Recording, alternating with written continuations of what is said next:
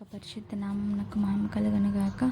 దేవుని వాక్యం వినిచున్న ప్రేమ నా సహోదరులకు దేవుని నామమున శుభాభివందనములు తెలియచేస్తున్నాను.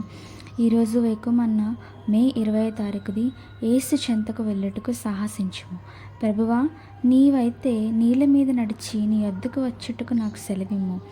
ఓడలో 12 మంది శిష్యులు ఉన్నప్పటికీ భయంకరమైన గాలులను, సముద్రపు నీటి అలలను సాహసమోపేతగా దాటుచు యేసు యొద్దకు వెళ్ళవలనని కోరిక పేతురునకు మాత్రమే కలిగెను. అదేవిధముగా అనేకులు యేసు చేత సంధించబడి ఆయన యొక్క ప్రేమగల కృపను మరియు అద్భుతమైన శక్తిని ఎరిగి ఉన్నప్పటికీ పేతురు వలె సాహసించి యేసు యొద్దకు వెళ్ళేవారు అతి తక్కువ మంది మాత్రమే ఉన్నారు. ఇతరులైతే యేసు యొద్దకు వెళ్లకుండా నిలిచిపోవటకు కారణము సముద్రం చాలా భయంకరముగా ఉండననియు అలలు బహు భీకరముగా ఉండననియు సాకులు చెప్పవచ్చును.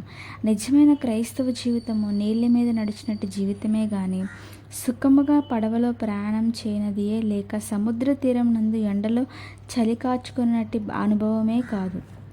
నిజమే, గాలి అలలు భీకముగా ఉన్నను వాటన్నిటిని ఎదిరించి ఆయన చెంతకు వెళ్ళవలని యేసు కోరుచున్నాడు.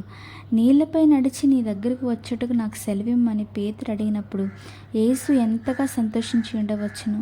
రమ్ము అని మధురముగాను క్లుప్తముగాను యేసు జవాబిచ్చిరి. పేతురు అసలు ఏమాత్రం ఆలస్యం చేయక దిగ్గున పడవ నుండి బయటికి వచ్చి యేసు వద్దకు వెళ్ళుటకు నీళ్ల మీద నడిచెను. దేవుని పిల్లలు కొందరు నీళ్ల మీద నడవకుండానే యేసు వద్దకు వెళ్ళవాలని కోరుదురు.